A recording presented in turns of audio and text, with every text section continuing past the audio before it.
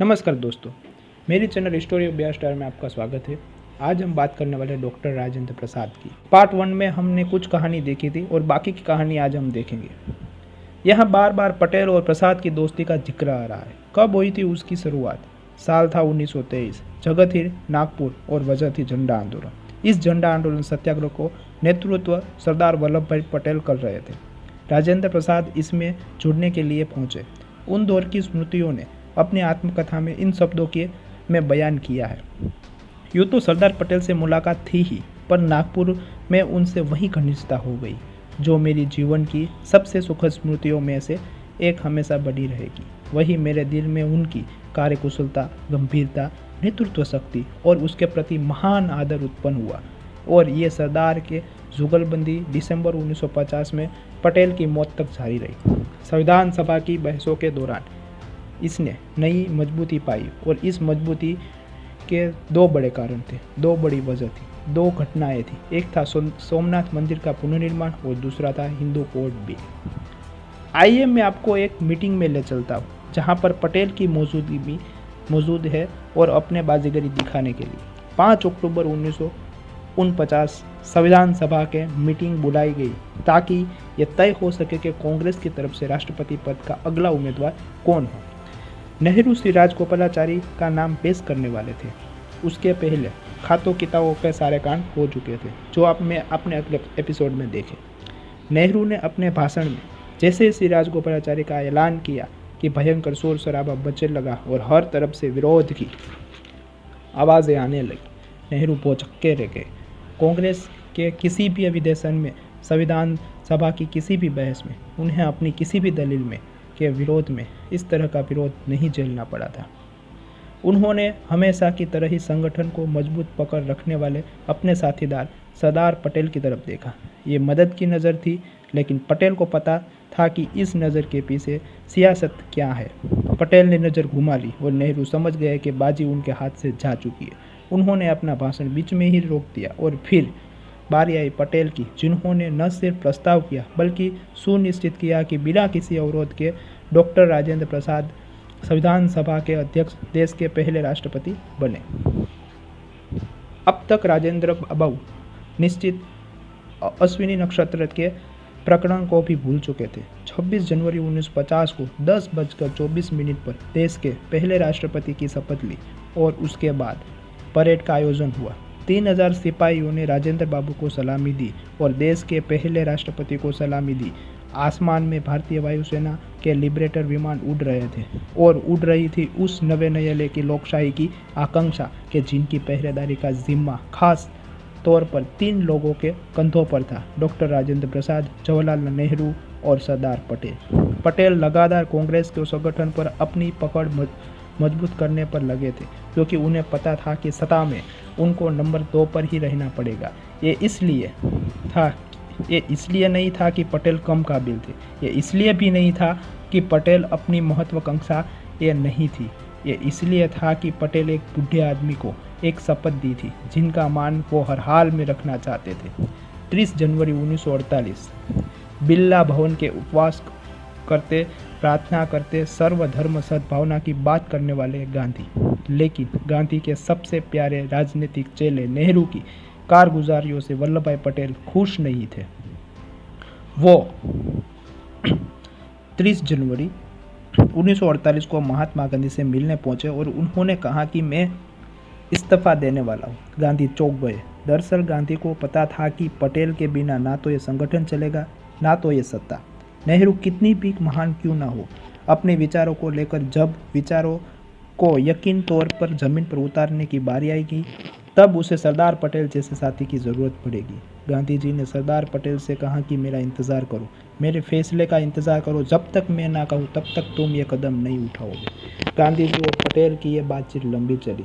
गांधी वक्त के पाबंद गांधी प्रार्थना सभा में देर से पहुंचे और ये अपवाद जैसे ही था कि जब वहां से पहुंचे तब वहां एक हत्यारा इंतजार कर रहा था, नाथूराम गोडसे, जिसने महात्मा गांधी की देह में गोली उतार दी और राष्ट्र के चेतना और नैतिकता का संरक्षण को मारने की भूल की।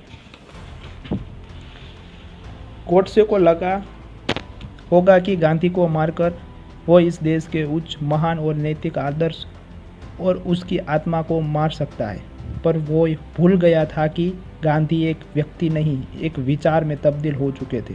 इसलिए आज भी मैं आपसे बात कर रहा हूँ। ये देश बार बार किसी भी राजनीतिक विचलन का सामना करने के लिए उस मंत्र की तरफ ही लौटता है जिसका नाम हमारे वक्त में गांधी है, और गांधी जी का दिया हुआ ये कॉल ही था जो पटेल को भी नेहरू के सारे जंतर मंतर के बावजूद कांग्रेस और सरकार के साथ बनाए रखने के लिए सफल रहा था।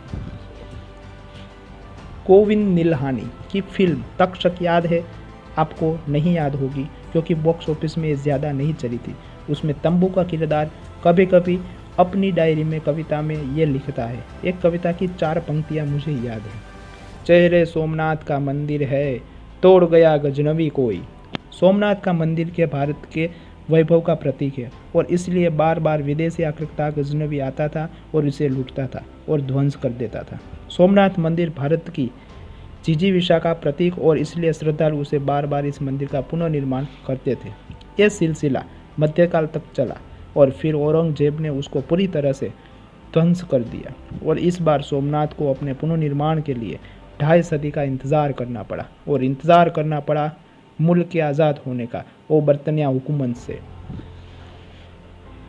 देश आज़ाद तो हुआ, रियासतों के ये विकल्प दिया गया था, का तो वो भारत के साथ जाए या तो पाकिस्तान के साथ। गुजरात की जूनागढ़ सियासत पाकिस्तान के साथ जाने के लिए फैसला किया था। यह फैसला रियासतों के नवाब का था, जो जूनागढ़ की रियासतों की बहुसंख्या आबादी हिंदू आबादी के फैसले के खिलाफ था।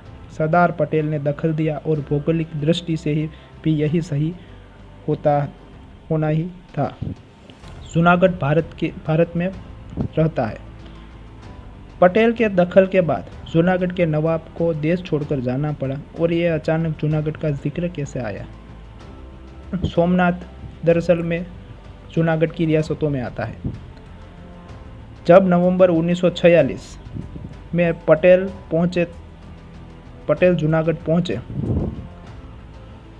तब उसको पता चला कि यहाँ के लोग और फिर से जुट रहे हैं और सोमनाथ मंदिर पुनर्निर्माण के लिए पटेल ने इस पुनीत कार्य में अपनी सहभागिता वहीं पर ऐलान किया, और वो लोग पहुंचे महात्मा गांधी के पास, और गांधी ने भी लोगों के इस निश्चय से प्रभावित हुए और उन्होंने इस काम के लिए अपनी सहमति दी और एक सुझाव भी दिया कि सोमनाथ मंदिर सरकारी मदद से नहीं पर श्रद्धालु जनता की मदद से बने और उनके पैसों से ही बने। लेकिन एक आदमी था जो इन चीज़ों से इंतफाक रखता था, और उस आदमी का नाम था जवाहरलाल नेहरू। तो क्या हुआ कि नेहरू ने अपनी कैबिनेट खाद्य मंत्री कन्हैयालाल माणिकलाल मुंशी को सोमनाथ के पुनर्निर्माण की जिम्मेदारी दी थी। निर्माण चलता रहा और इस बीच पटेल का निधन हो गया।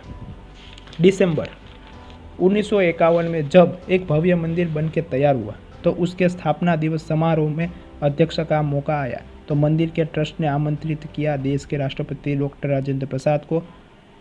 नेहरू को ये बात पसंद नहीं आई। उन्होंने प्रसाद को एक खत लिखा, और उस खत में क्या था उसे पढ़ते हैं। सोमनाथ मंदिर के शानदार उद्घाटन समारोह के दुर्भाग्य से ही कहीं और भी सामाजिक असर होंगे। मेरे ख्याल से ये सही समय नहीं था सोमनाथ के बड़े पैमाने पर निर्माण का। इसे बाद में क्रमबद्ध तरीके से किया जा सकता था, फिर भी ये हुआ। मुझे लगता है कि श्रेयस कर यही होगा कि आप सोमनाथ के स्थापना दिवस समारोह की अध्यक्षता ना करें।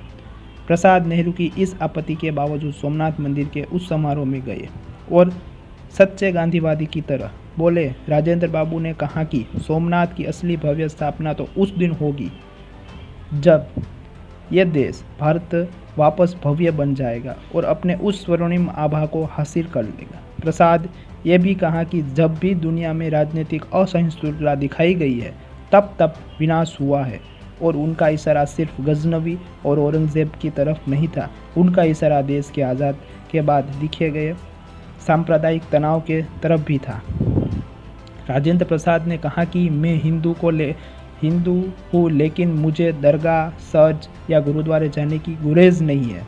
राजेंद्र प्रसाद ने यह भी कहा कि याद रखिए, सभी धर्म अलग अलग रास्ते हैं की तरफ है, पर मंजिल सबकी एक है। राजेंद्र बाबू की कहानी अभी बाकी है और बाकी की सियासती बाजीगरी भी कहीं कैसे हुई ये भी बाकी है। तो ये हम बात करेंगे अगले एपिसोड में। तो मेरा वीडियो आपको अच्छा लगा हो तो मेरे चैनल को सब्सक्राइब कीजिए, लाइक कीजिए और शेयर करना मत भूलिए और बेल आइकन भी दबाना मत भूलिए ताकि मेरी वीडियो आप तक पहुंचती रहे। नमस्कार।